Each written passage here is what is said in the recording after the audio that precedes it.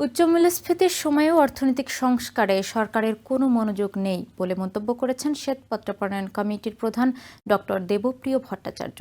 তিনি বলেন, বর্তমান পরিস্থিতিতে অবিবেচকের মতো ভ্যাট বাড়িয়েছে অন্তর্বর্তী সরকার। শনিবার রাজধানীর আগারগাঁওয়ে বিআইসিসি মিলনায়তনে শ্বেতপত্র প্রণয়ন কমিটি আয়োজিত সভায় এসব মন্তব্য করেন তিনি। একই অনুষ্ঠানে কর আদায়ে রাজস্ব বোর্ডকে জোর দেওয়ার তাগিদ দেন বাণিজ্য উপদেষ্টা।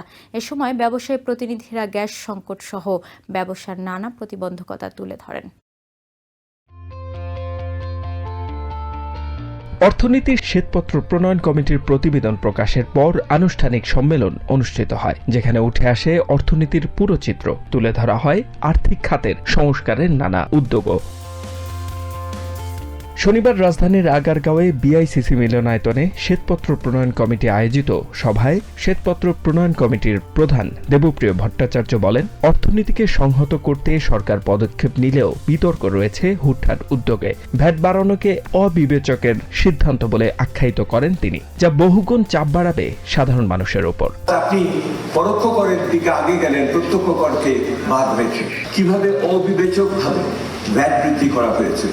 এছাড়াও অর্থনীতি সংস্কারে রাজনৈতিক পদক্ষেপের গুরুত্ব তুলে ধরেন ডক্টর জাহিদ হোসেন। শুধু সাধারণ জনগণ নয়, বরং করের চাপে ব্যবসায়ীরাও নাজেহাল বলে জানান তারা। তবে ভ্যাট বাড়ানোর পক্ষেই যুক্তি তুলে ধরেন বাণিজ্য উপদেষ্টা শেখ বশিরউদ্দিন। এ সময় উপদেষ্টা আরও জানান, টিসিবির পণ্যের দাম কিছুটা বাড়িয়ে সুবিধাভোগীর সংখ্যা বাড়ানোর চিন্তা চলছে।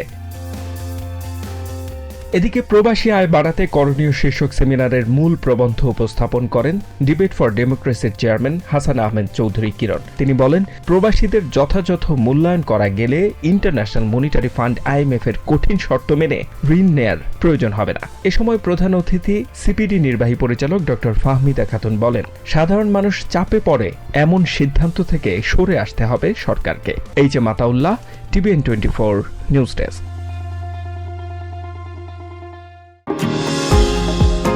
নিউ ইয়র্ক থেকে সম্প্রচারিত TVN 24 টেলিভিশন বিশ্বজুড়ে বাঙালির কণ্ঠস্বর।